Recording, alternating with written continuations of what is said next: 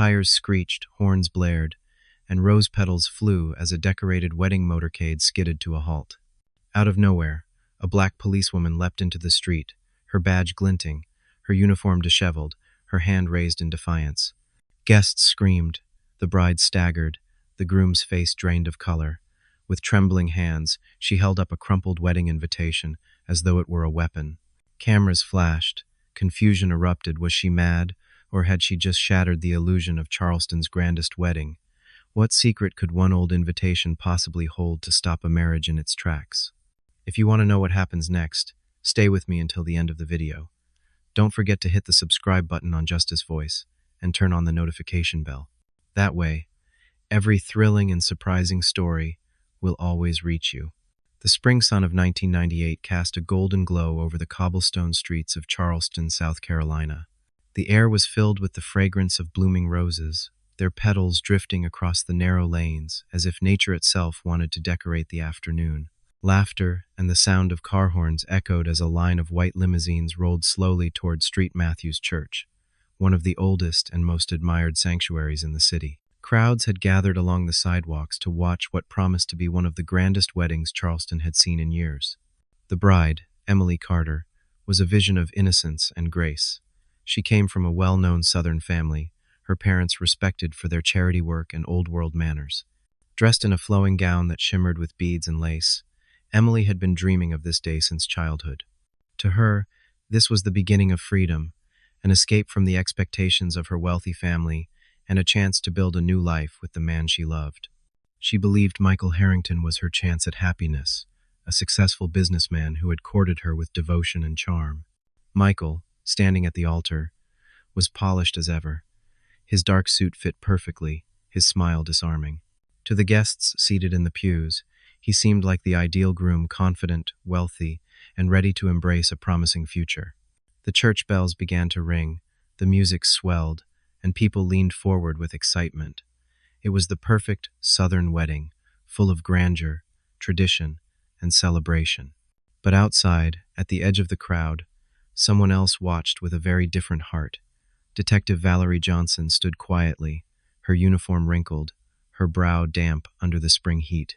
She had not been invited, and she certainly did not belong to the polished scene of white lace and sparkling champagne. To many, she looked out of place, perhaps even unwell. But her hand clutched something more powerful than any bouquet, a weathered wedding invitation and a sealed envelope she had carried for weeks, waiting for this very moment. Valerie had seen many cases in her years of service. She had faced violent men, broken homes, and cold streets. Yet nothing had weighed on her spirit like the disappearance of Angela Brooks. Angela had been more than just another name in a file. She had been a woman with dreams, a neighbor, a wife who vanished without explanation nearly 2 years earlier. Valerie had promised herself that she would not rest until she uncovered the truth. And now, standing on the steps of St. Matthew's, she was certain that truth was tied to the man waiting at the altar. The limousines halted before the church, their doors opening in a coordinated display. Bridesmaids in soft lavender dresses stepped out first, adjusting their flowers. The crowd clapped, cameras flashed, and the atmosphere grew electric. Then Emily appeared, radiant, stepping carefully in her heels as her father offered his arm. Gasps of admiration rose from the guests. Even strangers felt moved by her beauty. It was a scene from a storybook. Valerie's heart pounded. She knew this was the moment. If she waited any longer, the vows would be spoken, the papers signed, and the lie would become a marriage celebrated by the whole city. She took a deep breath, her hand trembling around the invitation that bore Michael's name from 3 years earlier, addressed not to Emily, but to Angela Brooks. It was crumpled and aged, yet clear enough to expose a truth that Michael had fought to bury. Just as the bride reached the church steps, Valerie moved. She stepped out from the crowd, her boots striking the stone walkway. The sun glared against her badge, catching the eyes of those nearby. Gasps and murmurs swept through the gathering as people realized a uniformed officer was blocking the path of the bridal procession. "Stop right there!" Valerie's voice rose above the music, sharp and commanding, filled with a determination that silenced the laughter. For a moment, the entire street seemed to freeze. Emily stopped mid-step, her veil trembling in the breeze. confusion spreading across her delicate features. Michael's face, once confident, drained of color as his eyes locked on Valerie. The crowd erupted with whispers. "What's happening? Who is she? Why is the police here?" Guests leaned forward, straining to see. Some frowned, annoyed at what they assumed was a disruption. Others sensed something far more serious. Valerie lifted the crumpled invitation high above her head. Her voice cracked slightly with emotion, but her words carried strength. "This wedding cannot continue. The man at that altar is already married." Gasps filled the air, followed by a stunned silence. Emily staggered, her bouquet slipping from her hands, the roses scattered across the stone like spilled secrets. Michael took a step forward, his smile gone, his jaw clenched tight. "This is insane," he snapped, his voice rising with anger. "She's lying.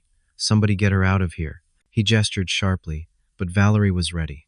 From the envelope, she drew a copy of a marriage certificate. The ink faded, but the names unmistakable: Michael Harrington and Angela Brooks. She held it aloft for all to see, the paper trembling only from the weight of the moment.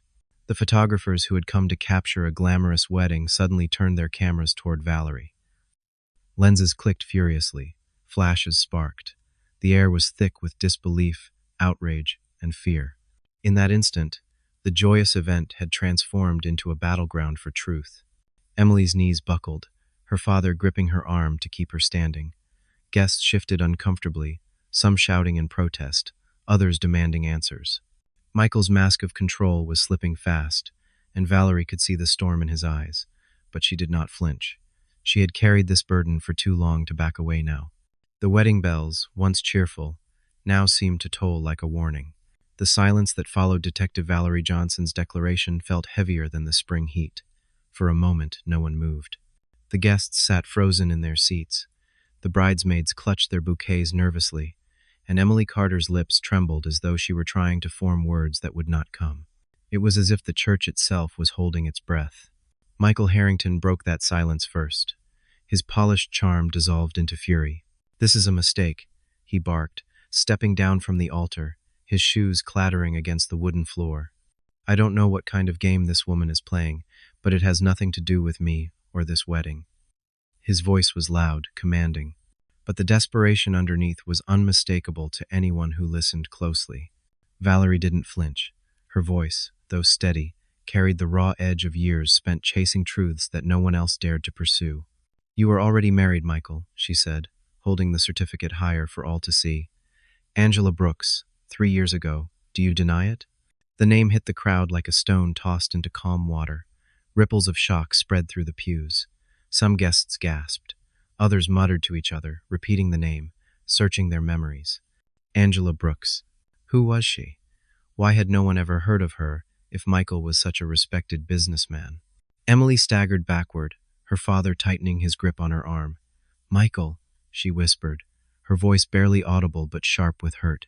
"Tell me this isn't true." Her eyes were wide, pleading for the man she thought she knew to deny it all, to wipe away the nightmare unfolding before her. Michael's jaw tightened. "Emily, don't listen to her. She's confused, or maybe she's been tricked. This is not real." He extended his hand toward her, but she didn't move. Instead, her face crumpled as if her very soul had been betrayed. And then Valerie pulled the second piece of evidence from the envelope, a folded sheet of paper, worn but legible, covered in scribbled handwriting. "This," she said, her voice carrying through the church steps and into the stunned silence, "is a testimony I obtained during my investigation. It describes a financial network laundering money through Michael's company, disguised as a wedding planning service. Every event, every contract, is a cover for moving illegal funds. This wedding today is not just a celebration. It is a front for one of the largest transfers yet." The crowd erupted. Gasps turned into shouts, whispers into accusations. Guests who had come for champagne and celebration now shouted in outrage. "This can't be true," one woman cried. "What is going on?" another demanded. The sound swelled into chaos, voices overlapping, panic rising. Photographers and journalists, drawn by the commotion, pushed closer. One young reporter, David Miller, shoved his way to the front, his camera flashing. He was barely in his 20s, still new to the chaos of real scandals, but his instincts screamed that this was the story of a lifetime. His eyes darted from Valerie's trembling hand to Emily's pale face, and then to Michael, whose mask of composure had all but shattered. Michael lunged forward, his hand snapping toward the evidence. "Give me that!" he roared, his voice cracking. But Valerie was faster. With a sharp movement, she held the documents high toward David's lens. The camera clicked, the flash burst, and the truth was captured forever. The crowd's roar grew louder, echoing down the narrow Charleston streets. "Everything will be revealed," Valerie shouted, her voice commanding over the chaos. "This wedding is not what it seems. It is a crime scene, and the whole city deserves to know the truth." Emily's knees gave out.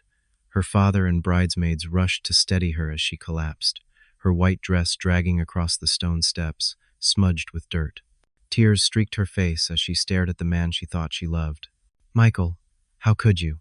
she whispered, though her voice was lost in the noise. Michael's face twisted with rage. He pointed a trembling finger at Valerie. "You have no right. You're destroying everything. You'll pay for this, do you hear me?" His voice cracked, not with fear alone, but with the realization that the perfect facade he had built was crumbling in plain view of everyone who mattered. Valerie, her chest heaving, stared him down. "You've already destroyed yourself, Michael, and soon everyone who has been part of this will answer for it." The tension was unbearable. Guests shifted in panic, some rushing toward the exits, others standing rooted in shock. The bridesmaids clutched each other's hands, their lavender dresses trembling with every nervous shake. The organ music, cut short when Valerie shouted, now seemed like a ghost in the silence, a haunting memory of what the day was supposed to be. And then came the sound of sirens. At first faint, then growing louder, until flashing red and blue lights danced against the stained glass windows of the church. Police cruisers swerved into the street, blocking traffic. Officers poured out, their radios crackling, their expressions confused as they took in the scene. A collapsed bride, a furious groom, a detective holding up evidence, and a crowd on the verge of panic. "Detective Johnson," one of the officers barked, recognizing Valerie. "What in God's name is going on here?" Valerie lowered the document slightly, her breath unsteady but her resolve intact. "We have evidence," she said firmly, "that this man, Michael Harrington, is not only guilty of bigamy, but is also connected to a major money laundering network operating through his business." She motioned toward the guests, many of whom were still shouting. "And there are plenty of witnesses to confirm what's been shown here today." The officers hesitated. Michael, seizing the moment, straightened his suit and spoke with feigned indignation. "This is absurd. She has no proof, just pieces of paper and wild accusations. I demand she be removed from my wedding immediately. This is harassment." But the crowd wasn't convinced anymore. They had seen the documents, they had heard Valerie's words, and they had watched Michael's face shift from polished confidence to raw desperation. Doubt was a fire spreading through every guest, every bystander. Some began shouting for answers. Others turned on Michael, their voices rising in anger. David Miller raised his camera again, catching every second, every expression. He knew this footage would shake the city. A society wedding turned into an exposé of crime and corruption. It was the kind of story journalists dreamed of, and he was standing right in the middle of it. Emily, still on the ground, lifted her face. Her eyes were red, her voice broken. "Michael," she said again, but this time there was no plea, only devastation. "You lied to me. You lied to everyone. I don't even know who you are." Her words, though quiet, cut deeper than Valerie's accusations. The bride had spoken, and the weight of her heartbreak was unbearable. Michael's composure cracked completely, his face contorted with rage, his hands shaking. "You don't understand," he shouted, his voice echoing off the church walls. "I had no choice. None of you understand what I'm up against." His words hung in the air, revealing more than he had intended. There was something larger, something darker, behind his desperate actions. Valerie caught it instantly. Her eyes narrowed. "Then tell us, Michael," she said, her voice calm but commanding. "Who are you working for?" The question lingered, unanswered, as the sirens wailed and officers closed in. The tension in Charleston that day was no longer just about a broken wedding. It was about a secret powerful enough to shake the entire city.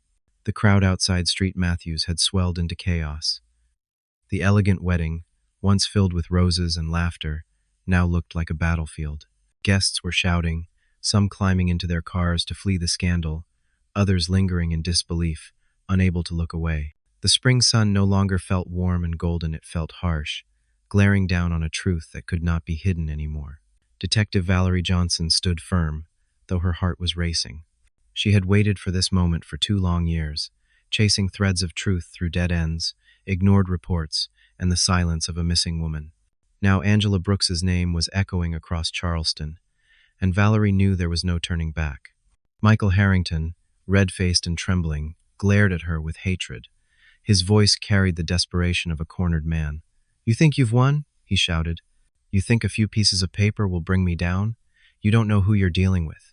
His words, meant to frighten, instead deepened the unease spreading through the crowd. Valerie stepped closer, her eyes locked on him. "Then enlighten us, Michael," she said, her tone low but sharp. "Who's really pulling the strings? Because it's clear you're just a pawn." The guests murmured, their attention fixed on every word. Even the officers, unsure whether to restrain Michael or Valerie, hesitated, waiting to hear more. It was David Miller, the young reporter, who broke the silence with the bluntness only inexperience could give. "If there's someone bigger behind this," he called out, his voice shaky but determined, "the people have a right to know." Michael's eyes darted to the cameras, to the flashing lights, to the lenses that now devoured every twitch of his face. His bravado faltered. "You don't understand," he muttered almost to himself. "They'll come after me. They'll come after all of us." Valerie felt the shift. She had seen it before, the crack in a suspect's armor, the moment fear outweighed arrogance. She pressed forward. "Who will come after us, Michael? Who made you do this?" Her voice carried, steady and unwavering. Was Angela one of their victims too? Did she disappear because she knew too much? Emily, still crumpled on the church steps, lifted her tear-streaked face. Her voice trembled, but it carried a sharp edge of betrayal. "Answer her, Michael. Tell me the truth for once in your life." The raw pain in her words pierced the chaos, silencing even the most restless of guests. Michael's hands shook. His eyes darted toward the approaching officers, then to Valerie, then finally to Emily. His lips parted, and for a fleeting second, it seemed he might confess everything. But then a black sedan screeched to a halt at the corner of the street. Its tinted windows reflected the flashing police lights, and the air grew thick with tension. Valerie's instincts screamed. She had seen this before, the arrival of someone powerful enough to silence a man like Michael before he could speak. 2 men in dark suits stepped out, their expressions unreadable, their movements too smooth to be ordinary. They didn't look like wedding guests. They looked like enforcers. The crowd sensed danger, backing away instinctively. The officers on scene tensed, hands hovering near their holsters. Valerie felt the weight of the moment pressing down on her shoulders. She had stirred a nest larger than she imagined, and now the hornets were out in the open. The taller man in the suit approached calmly, his voice low but commanding. "Detective Johnson," he said smoothly, as though greeting an old acquaintance. "You've made quite the spectacle today. Why don't we step aside and discuss this like professionals?" His tone was polite, but his eyes were cold, and Valerie knew there was no invitation in his words, only a threat. Michael's face drained of what little color remained. "You see?" he hissed, his voice cracking. "You don't know what you've done. They'll ruin me. They'll ruin all of us." Valerie tightened her grip on the evidence. "Then tell me their names," she said firmly, her eyes never leaving the suited men. "Tell me who Angela feared. Tell me who you've been working for." But Michael shook his head violently. "I can't. If I do—" His words cut short as the shorter man in the suit fixed him with a single glare. Michael's defiance crumbled into silence. The crowd, sensing the unspoken danger, began to scatter more quickly. David Miller, adrenaline surging, raised his camera once more, but Valerie shot him a sharp look. "Stay back," she warned, her voice low but urgent. "This isn't just a story anymore. This is war." The officers finally moved, stepping between the suited men and the crowd. "We need backup," one muttered into his radio, though his voice betrayed his unease. These weren't ordinary suspects. Something bigger was at play. The taller man smiled faintly, as if amused. "Detective, I suggest you let this go. Weddings should be about joy, not scandal. Let the groom handle his affairs, and we'll all walk away unharmed." Valerie stood taller, her voice ringing with defiance. "The days of you hiding behind men like him are over. I won't walk away, and neither will the truth." The standoff hung in the air, heavy and dangerous.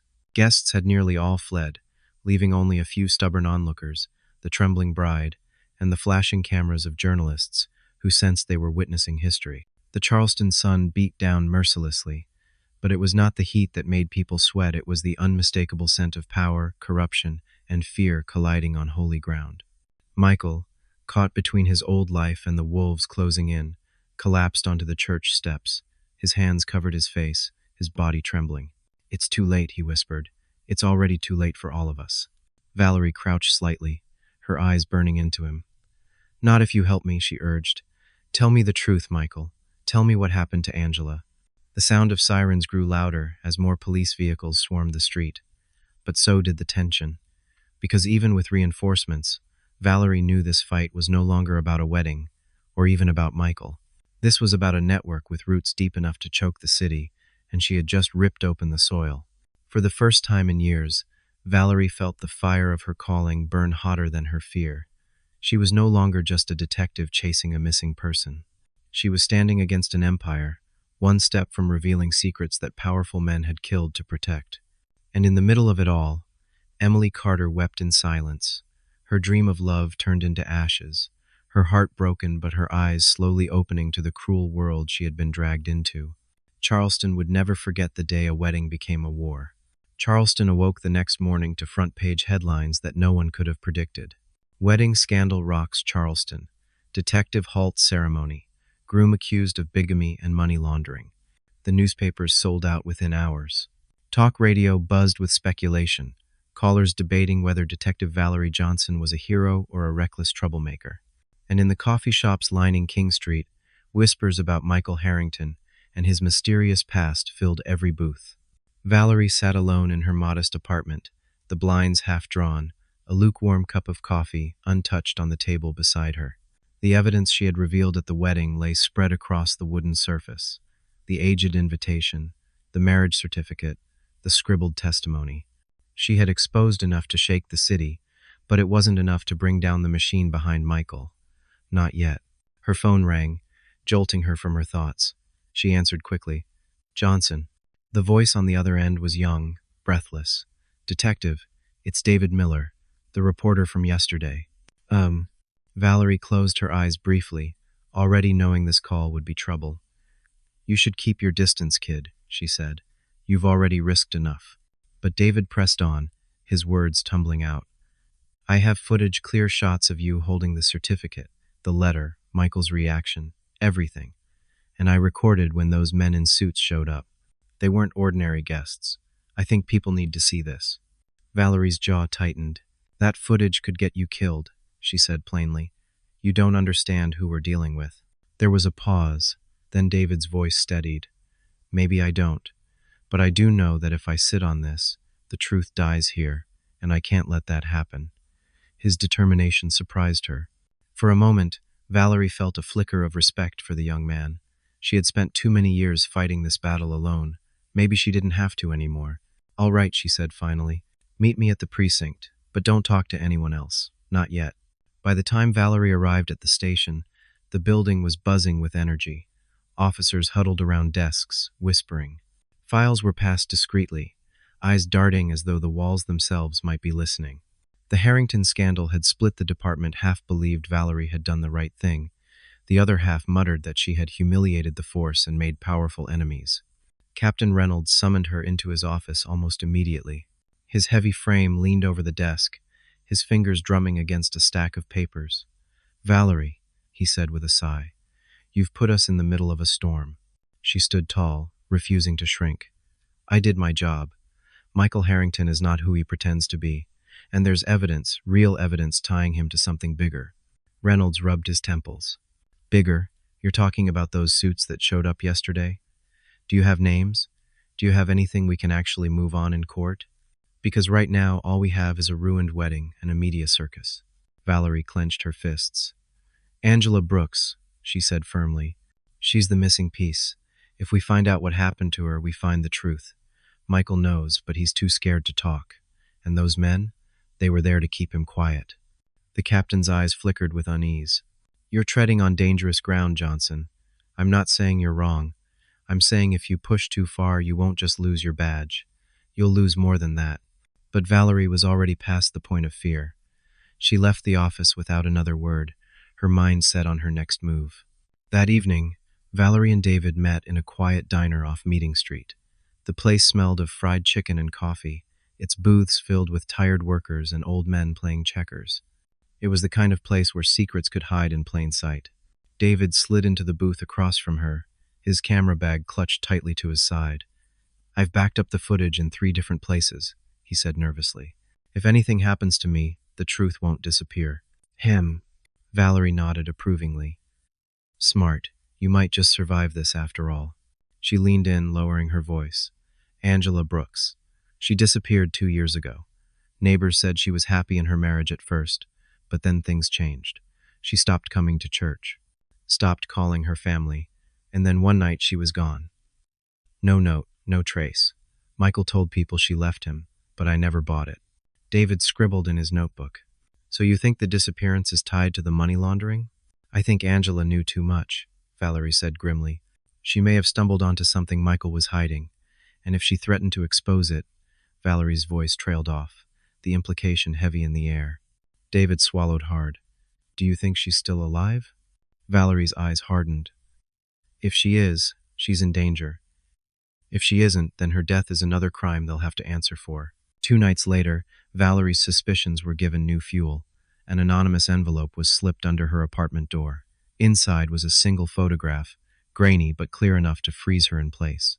It showed Angela Brooks alive, standing near a marina just outside Charleston. The date in the corner read only 3 months ago. Valerie's hands trembled as she stared at the image. Angela, she whispered. All this time she had feared the worst, but now hope mingled with dread. If Angela was alive, then someone was hiding her, and if someone was hiding her, it was because she held the key to destroying everything. Her phone buzzed again. A text message flashed across the screen. Stop digging, detective. Or she disappears for good this time.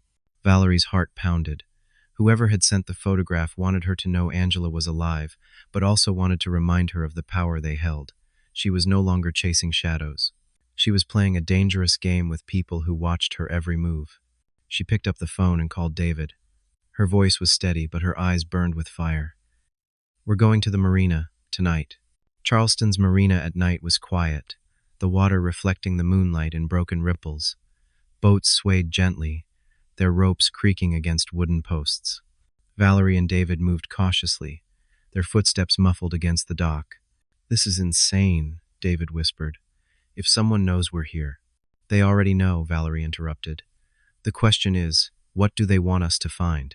They reached the end of the pier, where an old fishing shack stood half collapsed. Valerie pushed the door open slowly, the hinges groaning. Inside, the air smelled of salt and mildew. A single lantern flickered on a crate, and beside it, another envelope. Valerie picked it up, tearing it open with trembling fingers. Inside was another photograph, this one showing Angela sitting in a dimly lit room, her eyes wide with fear. A message was scrawled on the back.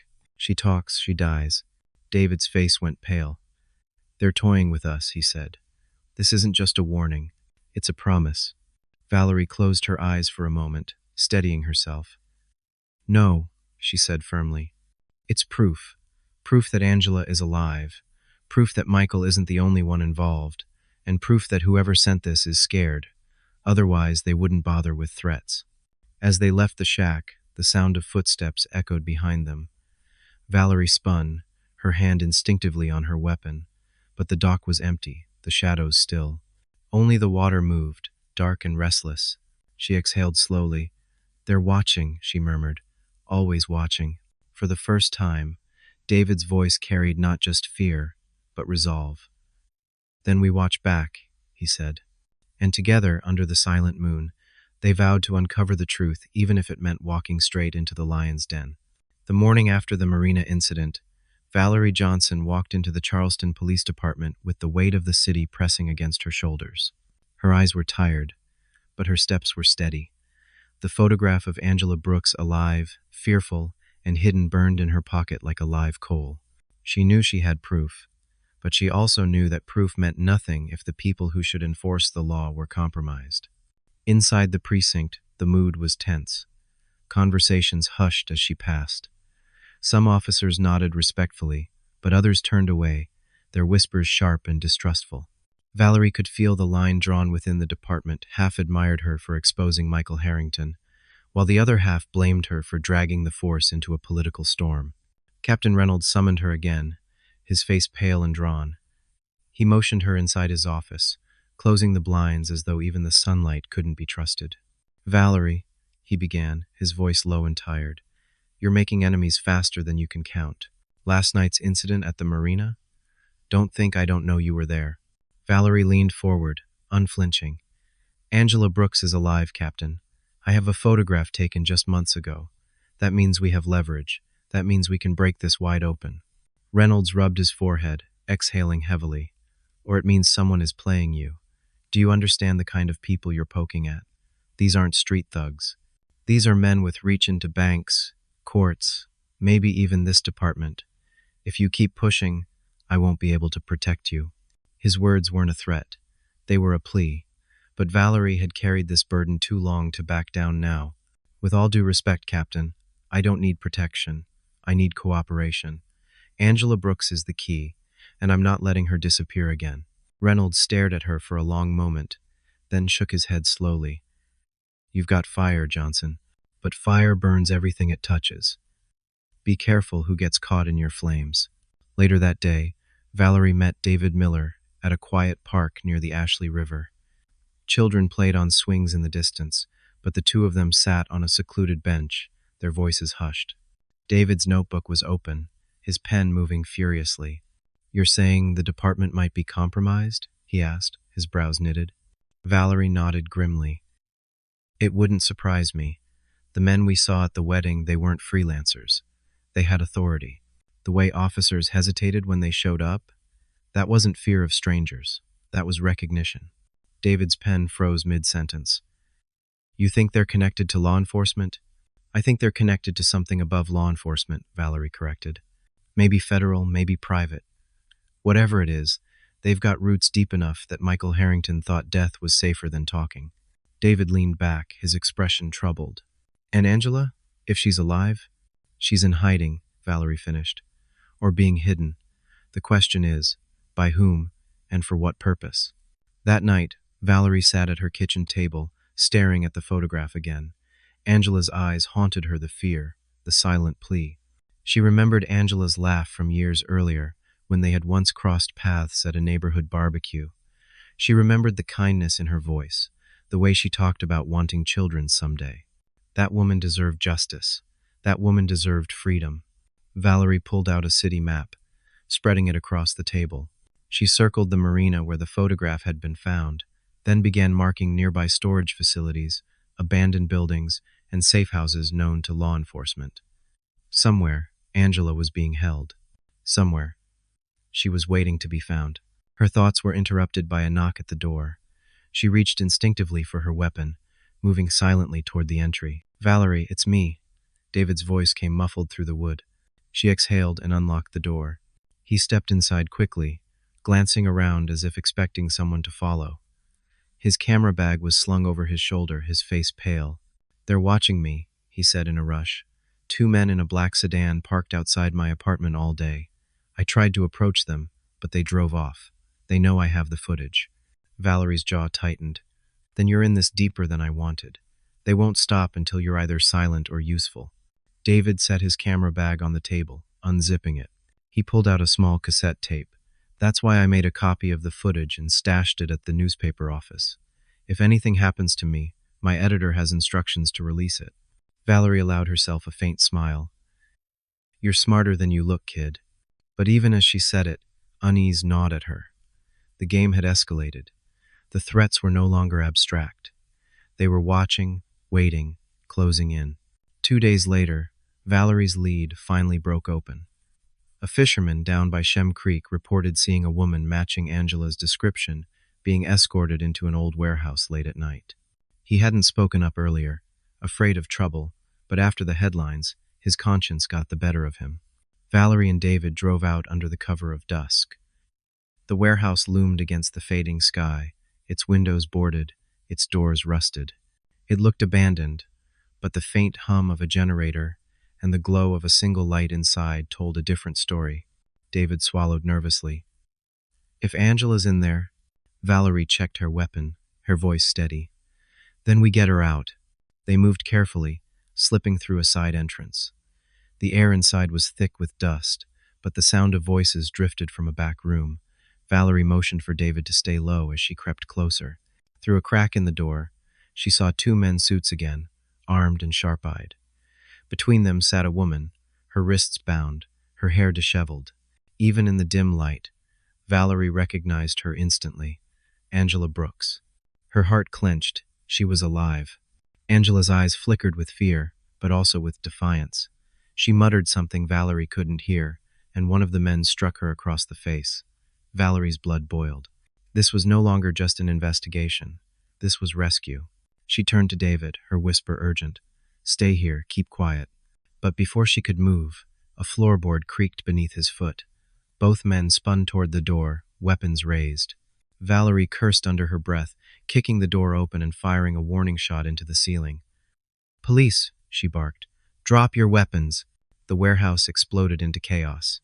One man fired, the bullet ricocheting off metal beams. David dove for cover, his camera tumbling across the floor. Angela screamed, struggling against her bindings. Valerie moved like lightning, returning fire, her instincts sharpened by years on the street. The fight was brutal, quick. One man went down with a shot to the leg, groaning in pain. The other fled through a side door, disappearing into the night. Valerie rushed forward, cutting Angela's bonds with a pocket knife.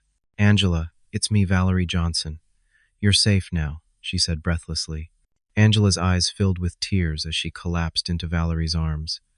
You don't understand, she whispered hoarsely. They'll never let me be safe. Not me, not you, not anyone who knows the truth. Valerie tightened her grip. Then we make sure the whole world knows. By the time they escaped the warehouse, sirens were already wailing in the distance. Valerie suspected the fleeing man had called reinforcements. She pushed Angela into the back seat of her car, David scrambling in beside her, and sped off into the Charleston night. For the first time in 2 years, Angela Brooks was free. But her freedom came with a price, and the war Valerie had started was only just beginning. The safe house was small and hidden, tucked deep in the outskirts of Charleston, where the marshes swallowed the land and the cicadas sang louder than the engines of passing cars. Valerie Johnson had chosen it carefully, a place where few would think to look. Angela Brooks sat at the kitchen table, her hands still trembling, though now free of the ropes that had bound her for months. Her face bore the marks of exhaustion and abuse, but her eyes sharp, watchful, had lost none of their strength. A mug of hot tea steamed before her, untouched. David Miller hovered near the counter, his notebook open, though for once his pen didn't move. He was too stunned, too shaken by the warehouse shootout. His camera bag sat abandoned on the floor, and his hands fidgeted nervously. Valerie leaned against the wall, arms crossed. We bought ourselves a little time, she said, but it won't last. Angela, I need to know everything you've seen, everything you've learned. If we're going to survive this, we need the truth. Angela lifted the mug slowly, her fingers brushing the ceramic as if grounding herself. She took a shaky breath. It started almost as soon as I married Michael, she began, her voice hoarse but steady. At first, I thought I was imagining things. He was charming, successful, but secretive. There were late-night phone calls, meetings that stretched until dawn, sudden trips he wouldn't explain. And then I found the books. David leaned forward. Books? Angela nodded. Ledgers, hidden in a locked cabinet in his office. They weren't ordinary business records. They detailed payments, massive sums moving through the company. Weddings, catering contracts, event services. But the numbers didn't add up, millions passing through accounts tied to names I'd never heard. It wasn't business. It was laundering. Valerie's jaw tightened. And when you confronted him? Angela laughed bitterly. I didn't get the chance. One night, I left the ledger open on the desk. He came home early. He didn't yell. He didn't hit me. He just looked at me cold, like I was already dead. The next morning, the ledgers were gone. And within a week, I was gone too. Her voice cracked, the memory too raw. She gripped the mug tighter. They came in the middle of the night. Two men, suits like the ones you saw. They said I needed to take a trip. I thought they were going to kill me. Instead, they kept me hidden. Different places every few months. Always guarded, always threatened. They wanted me alive, but silent. David's pen finally began to scratch across the page, but his hands shook. Why keep you alive? Why not? He hesitated, unable to finish. Angela's eyes flickered with something darker than fear. Because I know where the ledgers are now. Before they took me, I hid copies. I couldn't take the originals, but I photographed pages. Hundreds of them. I stashed the film where they'd never look. Valerie's heart pounded. Where? Angela met her Chaze. In a church. Street Mary's on Broad Street. I was part of the choir there before I married Michael. I hid the film reels behind a loose brick in the choir loft. They've been sitting there for 2 years. Valerie exchanged a look with David. The implications were enormous. If those ledgers existed, they could dismantle the entire network Michael, his partners, and whoever pulled the strings above them. But Angela wasn't finished. Her voice dropped lower, trembling. Valerie, you have to understand, Michael isn't the top. He answers to them. Men with money, men with influence. Judges, bankers, politicians. They're all in it. That's why I disappeared. That's why you've been stonewalled every step of the way. This isn't just one company. It's the city. It's the state. The weight of her words settled like lead in the room. David swallowed hard, his pen frozen mid-sentence. You're saying this goes beyond Charleston? Angela nodded slowly. Much further. The weddings are just one branch. They funnel money through real estate, shipping, even charities. Michael was just a face they could dress up for the public, a smiling groom at the altar. But behind him, she shook her head. Behind him are men who don't wear flowers. They wear power. Valerie closed her eyes for a moment, letting the truth settle. She had suspected corruption, but hearing Angela confirm it, lay it bare, sent chills down her spine. This wasn't just about justice for one missing woman or one fraudulent groom. This was about tearing down an empire. The safe house grew quiet, the weight of the revelation pressing on them. Outside, the marsh winds howled, rattling the windows. Angela clutched her mug as if it were a lifeline. Valerie finally broke the silence. Tomorrow we go to Street Mary's. If the ledgers are still there, we'll have what we need. David looked uneasy. And if they're not? Then we'll improvise, Valerie said firmly. But we can't sit still. They already know we pulled Angela out. They'll come looking. Angela's eyes darted to the window, fear flashing across her face. They never stopped looking. That night, Valerie barely slept. She sat in a chair by the window, her weapon on the table beside her, watching shadows stretch across the marsh. Every car that passed on the distant road made her pulse quicken. She knew Angela was right. There was no safe place, no peace, not while the network still lived. At dawn, she woke David and Angela. Pack light, she instructed. We move before the city wakes. They drove into Charleston in silence, the rising sun painting the harbor gold street. Mary stood tall on Broad Street, its bell tower reaching into the sky, its doors weathered but strong. Valerie parked a block away, scanning the street for anything unusual. Too quiet, too still. Inside, the church smelled of incense and candle wax. The stained glass cast colored light across the pews. Valerie led the way to the choir loft, her boots echoing on the wooden steps. Angela followed, her breath shallow. There, Angela whispered, pointing to a section of wall. The third brick from the left. Valerie crouched, running her fingers along the mortar until she found the loose stone. With a grunt, she pulled it free. Dust rained down, and behind the hollow space sat a small metal tin. Her heart raced as she pulled it out and opened it. Inside were rolls of film, carefully wrapped, untouched. David exhaled sharply. It's real. You did it. But before Valerie could respond, the sound of footsteps echoed through the church, heavy, deliberate. Not parishioners, not priests. Angela's face went pale. They're here. Valerie shoved the tin into her coat, motioning for silence. The footsteps grew louder, closer, until two shadows stretched across the sanctuary floor, men in suits, armed. Valerie drew her weapon, her voice a whisper. "Stay behind me, no matter what happens." Angela clutched David's arm, trembling. The young reporter's eyes darted wildly, his instincts screaming to run, but his legs rooted in place. Valerie took a deep breath, the weight of the ledgers heavy against her chest. She had the truth in her hands, but truth meant nothing if she didn't make it out alive. And as the suited men's voices echoed up the stairs, she knew the real fight was only beginning. The wooden steps of Street Mary's creaked under the weight of heavy boots. Valerie Johnson tightened her grip on her pistol, her back pressed against the choir loft railing. Below, the sanctuary lay bathed in fractured sunlight from stained glass windows, red and gold beams spilling across the pews. The sacred beauty of the church clashed with the deadly tension building inside it. Angela Brooks clutched David Miller's arm, her knuckles white, her breath shallow. David held his camera bag like a shield, his eyes darting between Valerie and the approaching shadows.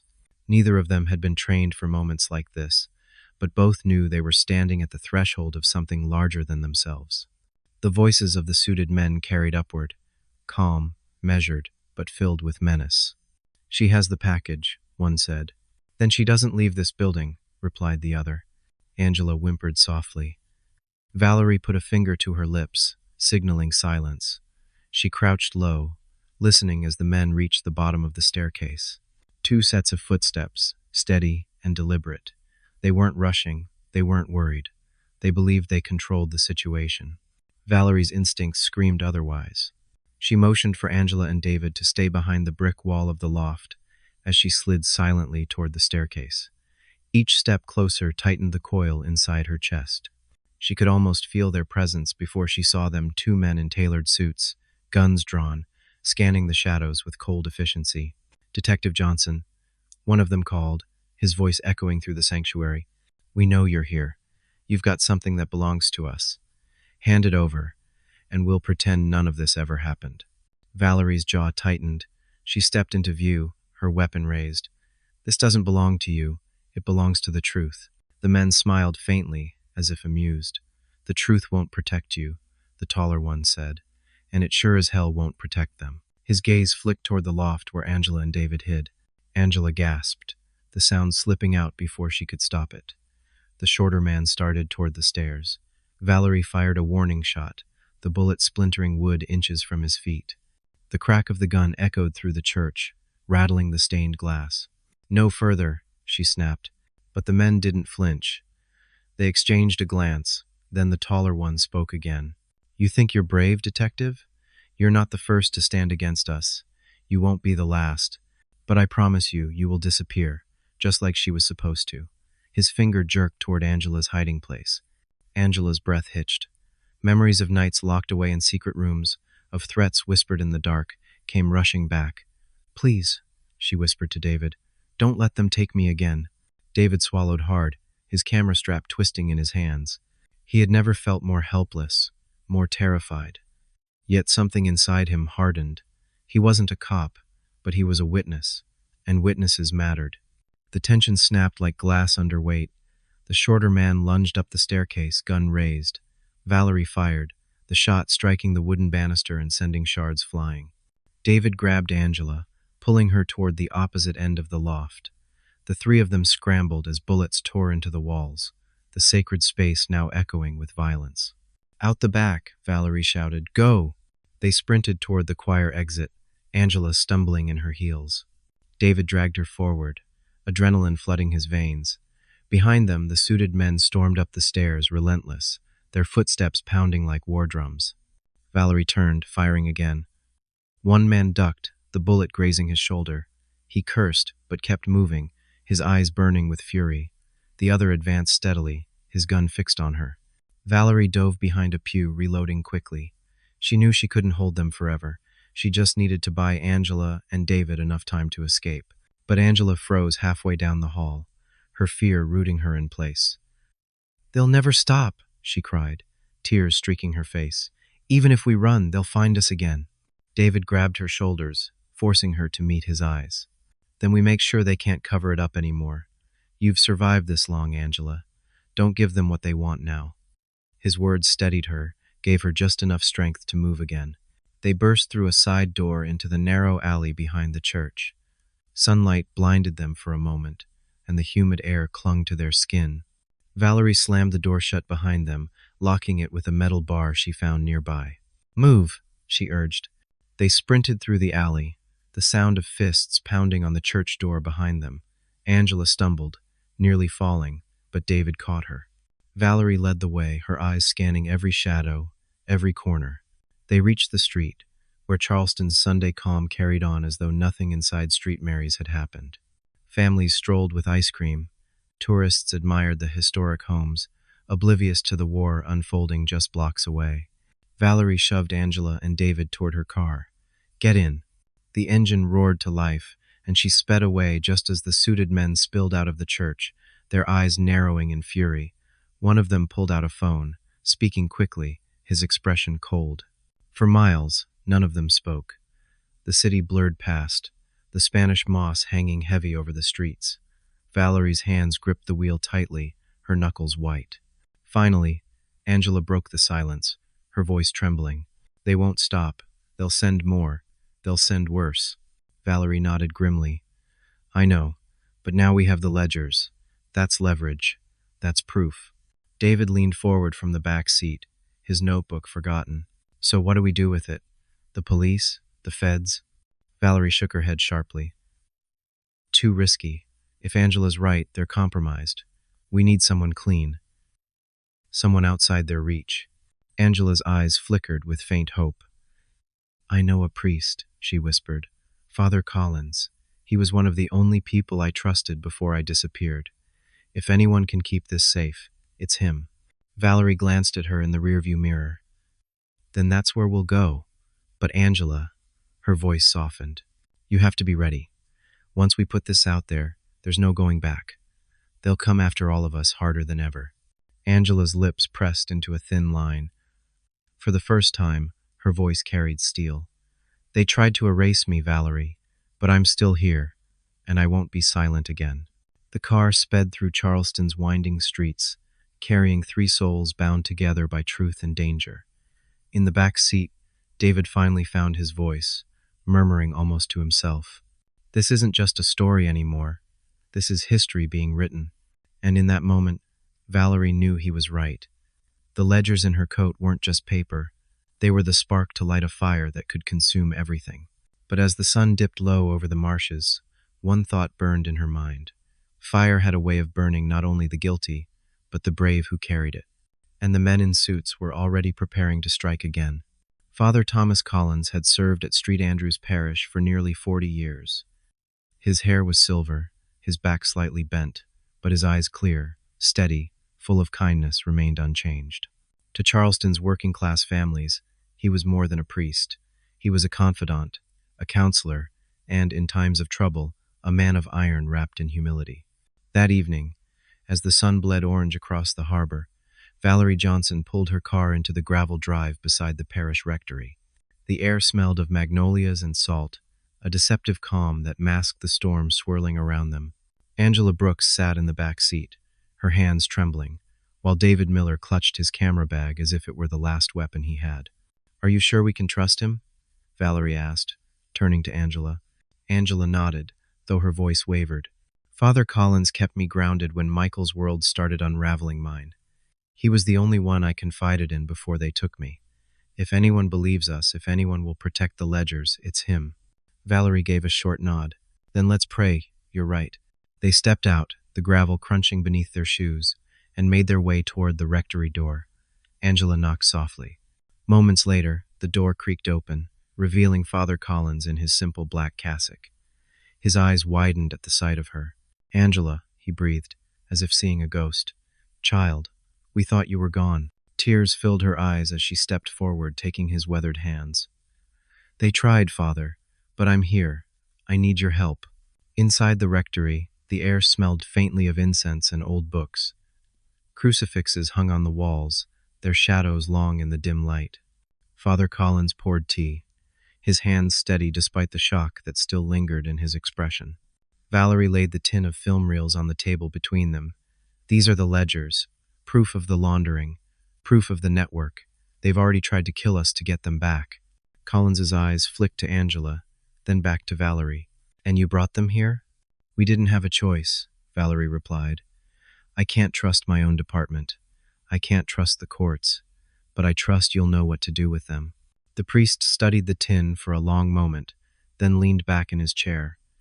Truth is dangerous, he said softly, but silence is worse. You've done the right thing. David finally spoke, his voice quiet but urgent. Father, we need these ledgers exposed to the public. If they stay hidden, Angela will never be safe. None of us will. Collins nodded. I know someone, a journalist in Columbia, old friend of mine. He's not beholden to Charleston's powers. He might be able to bring this to light. Relief flickered across Valerie's face, but only for a moment. That's good, but we have to move quickly. They know we have this. They won't wait long before they come again. Later that night, while Father Collins prepared a secure place to hide the ledgers temporarily, Valerie stepped outside to clear her head. The parish grounds were quiet, the only sound the distant hum of traffic and the chirping of cicadas. Yet her instincts wouldn't let her rest. She scanned the street. A black sedan idled 2 blocks away, headlights off, its silhouette barely visible under the street lamp. Valerie's chest tightened. They had been found. She returned inside quickly, locking the door behind her. We don't have much time, she told the others. They're watching. Angela's face drained of color. How did they find us so fast? They've been following since Street Mary's, Valerie said grimly. They're waiting for the right moment. Father Collins crossed himself, then looked at Valerie with a steady gaze. Then we cannot wait for them. We move the ledgers tonight. The longer they sit here, the greater the danger to everyone in this house. They devised a plan quickly. Valerie and David would drive the ledgers to Columbia, using back roads to avoid suspicion. Angela would stay with Father Collins, hidden within the parish, until they returned. It wasn't ideal, but splitting up seemed the only way to throw off pursuit. Angela resisted at first, her fear raw. If they come here, they won't harm a priest, Collins said gently, placing a hand over hers. This is sacred ground, and if they do, then they reveal themselves for what they truly are. Reluctantly, Angela agreed. Valerie placed a reassuring hand on her shoulder. We'll be back before sunrise. Hold on until then. The drive through the back roads was cloaked in shadows. Valerie kept her headlights dim, her eyes scanning the mirrors constantly. David sat beside her, his hands clenched, the tin of reels secured under his seat. This feels like something out of a movie, he muttered. Except in the movies, the heroes usually know what they're doing. Valerie allowed herself a thin smile.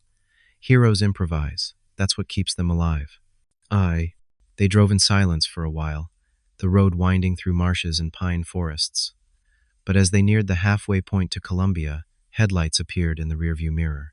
One car, then another. David's voice shook. We're being followed. Valerie pressed the accelerator. The engine roared, the old sedan straining as the road curved sharply. The trailing cars kept their distance, their lights steady, patient, hunters circling prey. We can't outrun them, Valerie muttered. We'll have to outthink them. Back at the parish, Angela knelt in the small chapel, praying fervently. Father Collins sat nearby, watching her with quiet sorrow. He had counseled countless souls, but Angela's suffering carried a weight that pierced him deeply. Suddenly, the distant rumble of engines broke the night's calm. Angela's head snapped up. Collins moved to the window, his expression grim.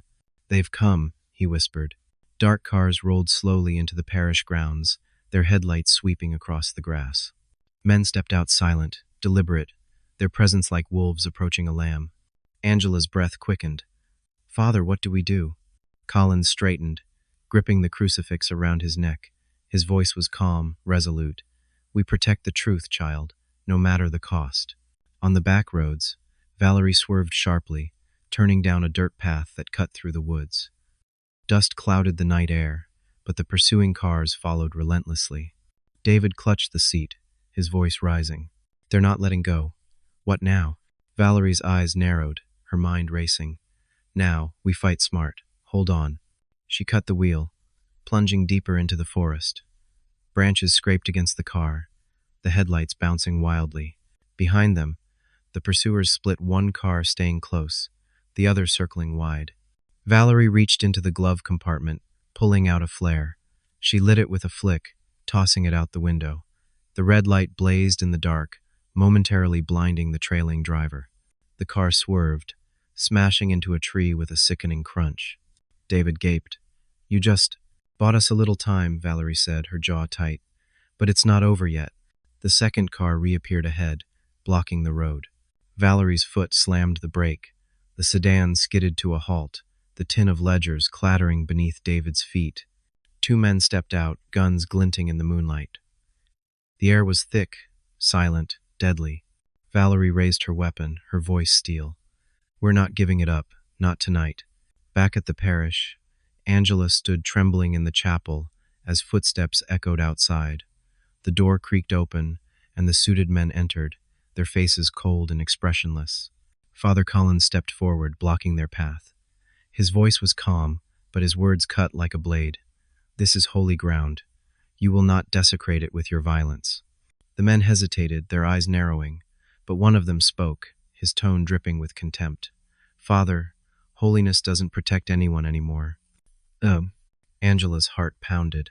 She knew in that moment that even sacred ground was not beyond their reach. And far from the chapel, Valerie stood on a dark road, outnumbered but unbroken, her finger steady on the trigger. The war for the truth had reached its breaking point. The forest road was silent, except for the hiss of cooling metal and the faint crackle of insects in the night. Valerie Johnson gripped the steering wheel of her battered sedan, her knuckles white. Ahead of her, a dark sedan blocked the path, its headlights blazing. Two men stood in front of it, their suits immaculate, their guns leveled at her windshield. David Miller's breath came fast and shallow. He clutched the tin of film reels against his chest like a relic, his eyes wide with fear. "Valerie," he whispered, "they're going to kill us." "Not if we move first," Valerie replied, her voice low and steady. Her pulse thundered in her ears, but her focus was razor sharp.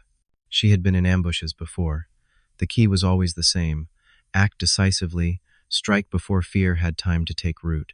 She shifted the car into reverse, the tires crunching gravel.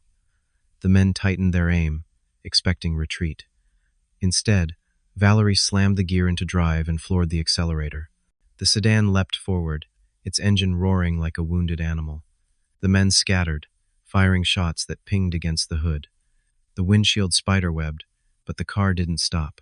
Valerie swerved hard, clipping the blocking vehicle and sending one of the gunmen sprawling into the ditch. "Hold on," she shouted. The car barreled past, metal screeching as it scraped the enemy's bumper. David's body slammed against the door, but he held onto the tin with both arms. Bullets whined into the night, but Valerie kept driving, the trees whipping by in a blur. Her jaw clenched, her eyes locked on the winding dirt path ahead. David gasped, his voice breaking. "They're not going to stop, are they?" Valerie shook her head grimly. "Not until we burn their empire to the ground." Meanwhile, back at St. Andrew's Parish, the rectory door creaked open. Angela Brooks stood frozen in the chapel, her breath caught in her throat. Father Collins moved in front of her, his shoulders squared, his crucifix glinting in the candlelight. Three men entered, their footsteps echoing off the stone floor. Their presence seemed to drain the warmth from the room. The leader, tall with a narrow face, scanned the sanctuary with cold eyes. "Angela Brooks," he said softly, almost reverently, "the ghost who refuses to stay buried." Angela's knees trembled, but she clung to Collins's sleeve. The priest raised a hand, his voice calm but firm. "This is a house of God. You will not desecrate it with threats." The man smirked. "God has no jurisdiction here, Father. Money does, power does, and power has decided Angela's story ends tonight." One of the men stepped forward, reaching for Angela. Collins moved faster than expected, slamming his cane across the man's arm. The gun clattered to the floor, skidding beneath a pew. Angela gasped, but Collins's eyes never wavered. "You'll have to go through me." The leader's smile faded. He motioned to the others. "Then so be it." Angela's heart pounded as the struggle erupted. Collins fought with surprising strength, striking with his cane and using the pews as cover. But he was old, and the men were relentless. Within seconds, They overpowered him, shoving him to the floor. Angela screamed as one raised his weapon. "No," she cried, throwing herself between them. "If you want me, then take me, but don't touch him." The leader studied her, his expression unreadable.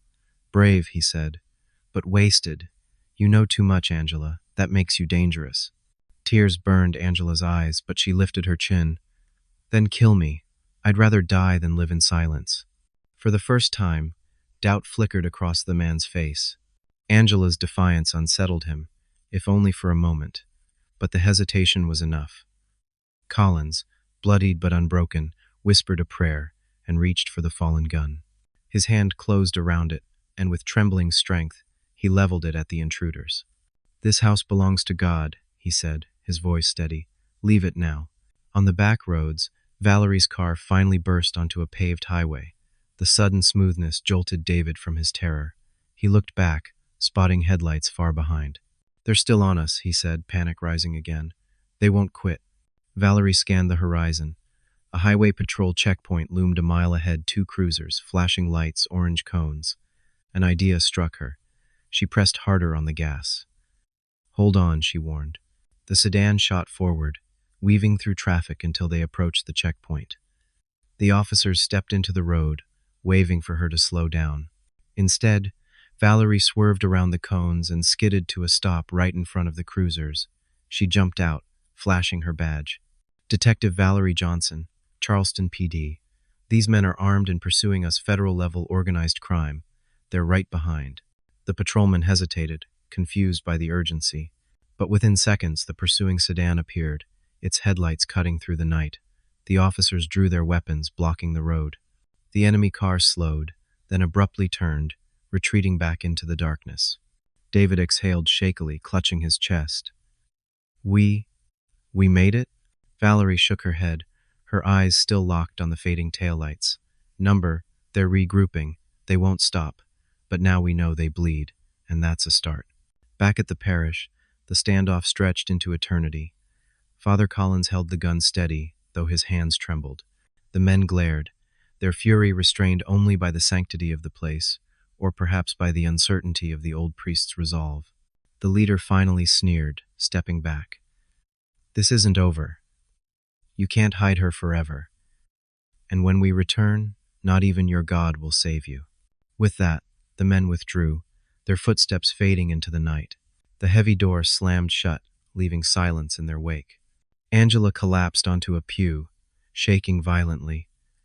Collins lowered the gun, his strength giving out as he sank beside her. "Child," he whispered, his hand covering hers, "your courage tonight. It will carry us through, but we must prepare. They'll come again." Angela nodded through tears. "Then we'll be ready." Hours later, Valerie and David finally arrived at Columbia, exhausted but alive.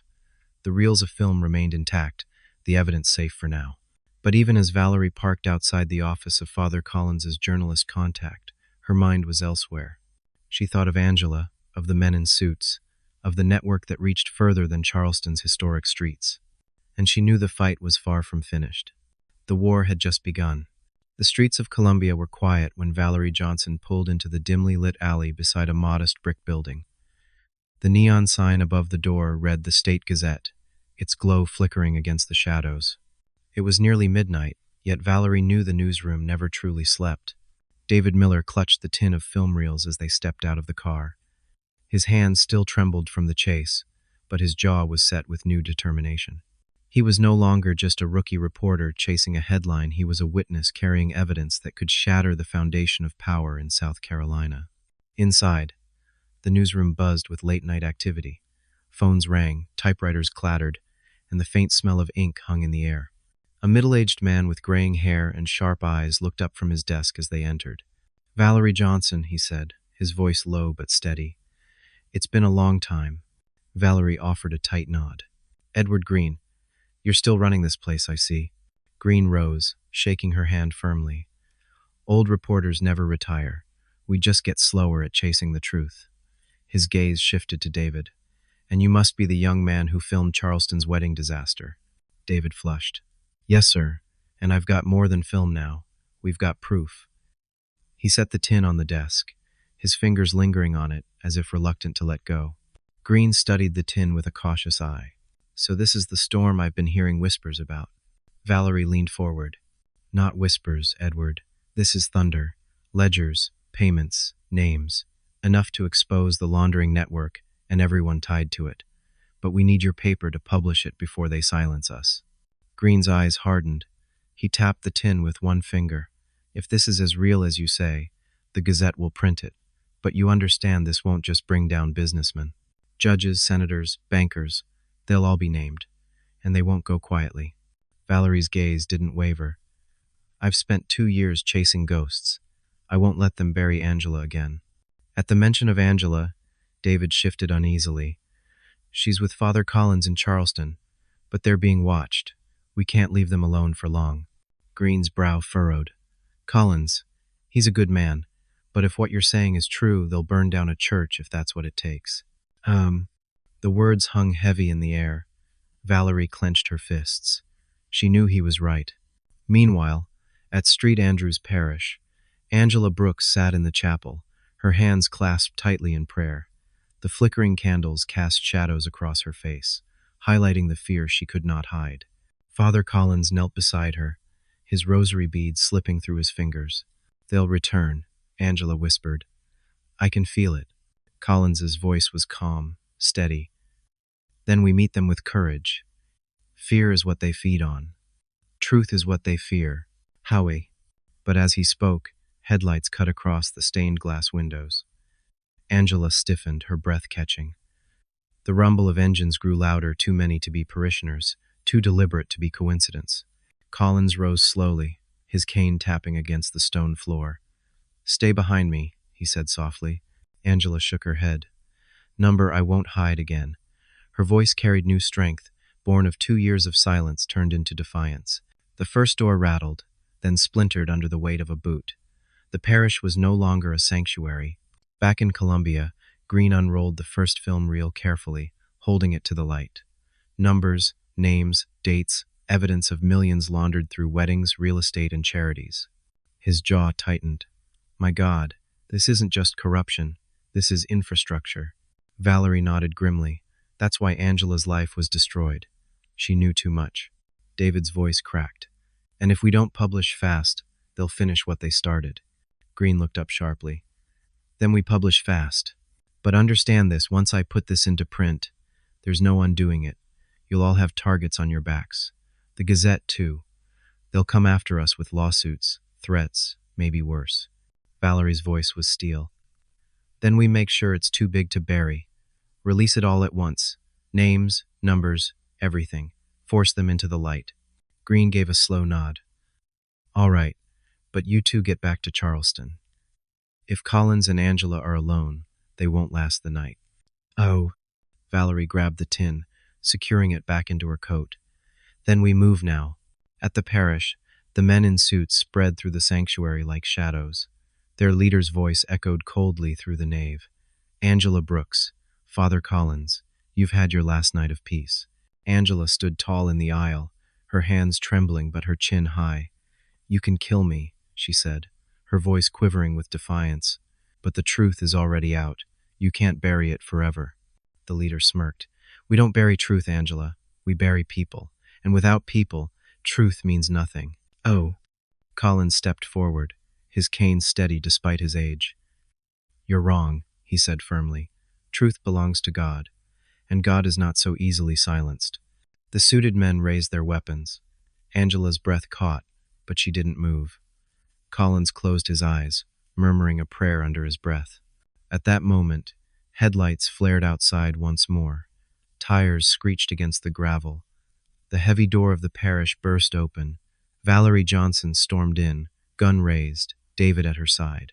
Step away from them, Valerie shouted. The intruders turned, surprise flickering across their faces. The leader's smile faltered. You just don't know when to quit, detective. Valerie's eyes blazed. Neither does the truth. The sanctuary erupted in chaos, gunfire shattering stained glass, candles toppling, the air thick with smoke and fear. By dawn, Charleston would no longer be the same city. The battle for Angela Brooks's life and the ledgers of truth had begun in earnest, and Valerie knew there would be no turning back. Gunfire cracked through Street Andrews like thunder shredding a summer sky. The stained glass of the crucifixion burst into a rain of jewel colors, shards skittering across the aisle as Detective Valerie Johnson dove behind a pew and returned fire. The air filled with incense smoke and powder, the sacred and the savage braided together in a storm no hymn could calm. "Down!" she yelled, and David yanked Angela behind the baptismal font, marble nicking his palms as bullets chipped the rim. Father Collins stood not far from the altar, rosary in one hand, the other braced on his cane. He looked like a lighthouse in a gale fragile against the wave, unblinking before it. The leader of the suited men moved with the cold purpose of a surgeon. "Take the woman," he snapped, voice oddly measured amid the chaos. Two gunmen peeled off left, circling to flank the font. Valerie saw them coming and fired low, catching one in the thigh. He went down hard, a howl rising into the rafters. The second ducked behind the pulpit, wood splintering like kindling. "Angela, breathe," David whispered, trying to steady the shaking that kept jumping through her shoulders. He could feel the tin imprint through his coat, even though the ledgers now sat in Edward Greene's office in Columbia. His body remembered the weight of evidence and would not let it go. Courage, he realized, is sometimes only memory refusing to forget its duty. A pew exploded inches from Valerie's shoulder, sending oak fragments into her sleeve. She tasted dust, copper, and anger. For 2 years she had chased shadows and swallowed silence. Not tonight. She thumbed a fresh magazine and slid along the pew ends, counting the gunmen, listening for breath and boots and the tight pause that means a man is about to move. Training spoke where fear might choke. One left by the pulpit, one bleeding on the tiles, one buried deep near the sacristy door, the leader advancing center aisle with a steady, unhurried cadence that made her skin go cold. "Detective," he called, the syllables almost cordial. "This doesn't end with you. Hand over the woman and walk away with your life. The city will forget. It always does." Valerie stood, just high enough to speak across the pew back. "Charleston forgets the gossip," she said, "not the truth." She snapped 2 shots. The leader twisted aside, one round tearing his lapel, the other ringing off a candle stand. His return shot smashed the choir railing. "Persistent," he said. "Wasteful." Behind the font, Angela pressed her hand to her chest, as if to hold herself together. "They won't stop," she whispered, voice fraying. "Not until the papers print. Not until daylight." Father Collins limped toward them, ducking as a bullet whistled past his shoulder. He knelt, breath rough, and placed his palm against Angela's brow like a blessing. "Daylight always comes," he said softly. "Our task is to keep the lamp burning until it does." Another crash side doors. Blue and red leaked through the stained glass, sirens lacing the night. The first patrol officers barked commands at the entrance, but the corridor was a kill box, and the suited men knew the map by heart. The leader signaled, and his gunman by the sacristy tossed a smoke canister. Gray rolled across the nave, swallowing color, turning saints into specters. Coughing, blinded, Valerie felt the floor through her knees, and knew this was the moment the wolves planned. "Move!" she shouted, and vaulted the pew. She went low through the smoke, counting pew ends, angling to the center aisle where the leader's silhouette ghosted forward. He raised his pistol. She drove into him shoulder, first. The impact knocked him into the aisle runner. His gun skittered, hers clattered, both reached. He was quicker by an inch until Father Collins's cane cracked across his wrist, with a sound like dry wood breaking. The pistol jumped free. The old priest didn't stop. He brought the cane down again, a clean, angry stroke learned not in seminary, but in a long life of standing between wolves and lambs. The leader snarled, rolled, and clipped Collins's knee. The priest went down, grimacing. David surged from cover, a fool and a hero in the same heartbeat, driving his shoulder into the leader's ribs. They tumbled. The leader's elbow found David's ear, stars bursting across the young man's vision. "Run!" Valerie shouted to Angela, but Angela didn't run. She seized the fallen candlestick, the heavy brass kind built for Sunday resurrection, and brought it down across the leader's forearm. He hissed, for the first time sounding human. "Enough!" he spat, wrenching away. He signaled to his remaining gunmen, who fired a ragged cover burst. In the chaos, the leader snatched a thin blade from his boot and slashed a line across Valerie's sleeve, heat and pain, licking her skin. She twisted, slammed the heel of her hand into his jaw, and he stumbled into the smoke. "Back door," he barked. The two remaining men faded like wraiths, slipping through the sacristy as the patrol officers finally breached the nave, shouting for hands and names and orders no one could hear over the ringing in their ears. Silence fell in increments, the sort that arrives after storms, wary and unbelieving. The smoke thinned. The sanctuary looked like a war memory. Glass confetti glittering in the aisles, hymnals bleeding ink into the water pooled by the font, scorch marks kissing the ribs of the vaulted ceiling. Valerie knelt by Father Collins. "You with me?" she asked. He nodded, breath measured. "I've had worse from church basements with bad stairs," he said, managing a wry smile. Angela gripped his hand, tears shining but unfallen. David sat against a pew end, chest heaving, hair dusted with colored glass.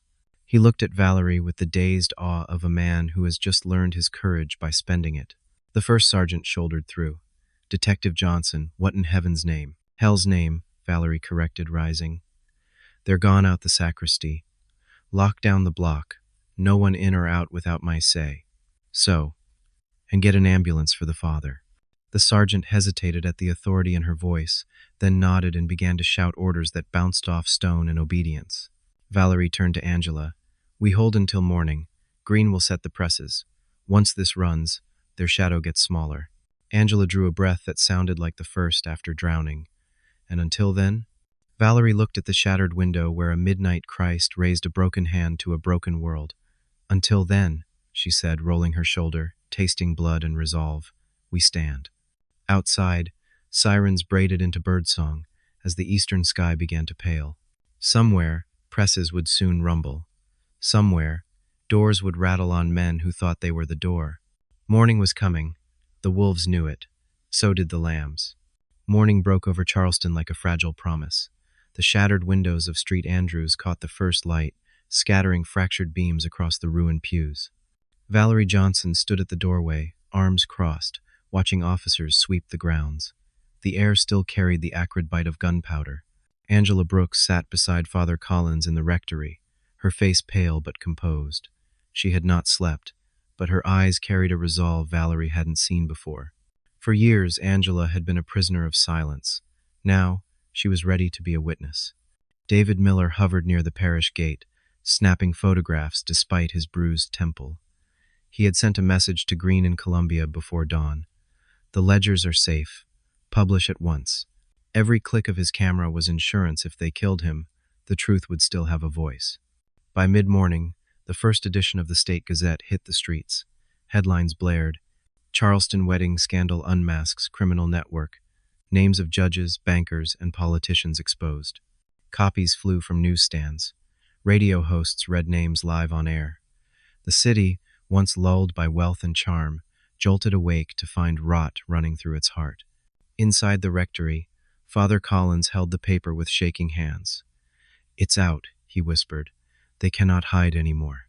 But Valerie's jaw stayed tight. Exposure doesn't end them. It provokes them. They'll come harder now, desperate. "We need to move Angela somewhere safer." Angela's voice surprised them all, steady, unyielding. "Number, I won't run again. If they want to silence me, let them try in the open. I'm done living in the shadows." "Oh." Valerie studied her for a long moment, then gave a small nod. "Then we prepare. If they come, we meet them on our terms." David lowered his camera, meeting Valerie's eyes. "You know they'll strike back fast." Greene said his phone lines were already jammed with threats. "Some of the men named won't wait for trials, they'll come with bullets." Valerie's expression hardened. "Then we don't just defend ourselves. We take the fight to them." Outside, church bells rang the noon hour, their sound carrying across Charleston's historic streets. The city was awake, restless, and bracing for the storm that truth had summoned. And in the quiet before that storm, Valerie felt something she hadn't in years. Not fear, but purpose. The wolves had been dragged into the daylight. Now they would learn how bright daylight could burn. By dusk, the heat eased, and Charleston breathed again. Sirens gave way to gulls, and for the first time in days the wind smelled like the sea instead of smoke. Valerie Johnson parked beneath live oaks draped in Spanish moss and watched the courthouse steps glow amber in the lowering Sunday. Inside, a federal team, not the compromised faces she had learned to fear, took sworn statements. Edward Greene's front page had pried open doors that bullets never could. Angela Brooks stepped out first, chin lifted, hands steady. She had told everything, the ledgers, the safe houses, the names that once felt too big to speak. She no longer looked like a ghost. She looked like a woman who had come home. Father Collins followed, leaning on his cane, the bandage beneath his cassock hidden but the light in his eyes impossible to miss. Michael Harrington arrived under guard, thinner now, bravado gone. When Valerie met his gaze, he didn't rage. He nodded, a small, broken gesture. "I'll testify," he said in a voice that belonged to a man who finally understood the cost of his bargains. "They ruined me long before I ruined myself." He signed the cooperation papers with a shaking hand. It wouldn't erase the harm, but it might keep future harm from multiplying. Before nightfall, warrants rippled across the state. Offices were raided, bank accounts froze. A judge tried to slip across the state line and was turned back at the checkpoint. A banker stared at an empty vault and realized his power had always been borrowed light. The leader in the tailored suit vanished into the same holes he had once pushed others through. For now he was smoke. But smoke lingers in the fabric. It gives itself away. On the rectory steps, Angela squeezed Valerie's fingers. "You kept your promise," she said. "You found me." Valerie shook her head. "You found yourself. I just held the door open." She glanced at David, who had new stitches above his ear and the grin of a man who had run to the end of fear and discovered purpose waiting there. "Print the follow-ups," she said. "Tell it slow and true. Folks need time to heal." That night, Street Andrews held a quiet service. No cameras, no speeches. Parishioners swept glass, set straight the hymnals, rubbed soot from the marble font. Angela lit a candle for lost years. Collins lit another for those who might be brave tomorrow. Valerie stood in the last pew, hat in hand, and let the choir's imperfect voices wash the room in ordinary grace. The lesson was older than the city. Corruption thrives in silence. Courage grows in fellowship. Truth does not roar as often as it endures. Sometimes justice isn't a gavel, but a series of stubborn hands holding the line until morning. When they stepped into the night, the harbor lights winked like quiet promises. Valerie breathed the salt air and felt the ache in her shoulder like a benediction. The wolves would return in other shapes, in other years. But so would the watchmen, the clerics, the reporters, the ordinary people who refused to forget. Daylight had come, and for a little while it was enough. My dear friends, if you've stayed with me until the very last moments, surely your heart has gone through a whirlwind of emotions, surprise, anger, compassion, even a lump in your throat at the choice made by the black female police officer. What do you think about her action? Was it admirable courage or a risky recklessness? If you were in her place, what would you do? Leave your comment below. If you believe that justice must be protected by the truth, press 1. If you feel there are still mysteries left unsolved, press 0. Thank you for listening, and I hope that you, too, will always stand on the side of justice, even though the path to the truth is never easy.